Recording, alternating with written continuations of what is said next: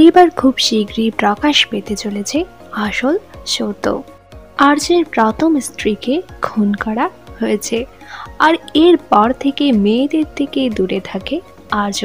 কিন্তু সেই আর্যের মধ্যে এবার এসেছে অনেক বড়সড় পরিবর্তন। অপুকে দেখলেই কিছুতেই নিজেকে ঠিক রাখতে পারছে না সে, আর তা দেখে কিঙ্কর সন্দেহ করছে অপু সাধারণ কেউ নয়। যদিও তারা এটাই বুঝতে পারবে না অপুই আসলে রাজনন্দিনী। যদিও আর্য তার প্রথম বিয়ের কথা লুকিয়ে রাখবে অপুর কাছ থেকে, তো অপুর কাছ থেকে আর্যকে দূরে রাখার জন্য এইবার আস্তে আস্তে নেগেটিভ হতে চলেছে কিঙ্কর।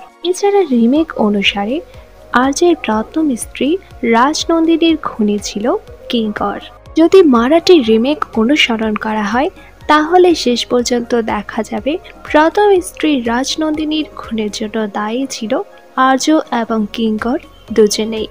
তবে এই ধারাবাহিক সেই রিমেক কতটা ফলো করে সেটাই দেখার।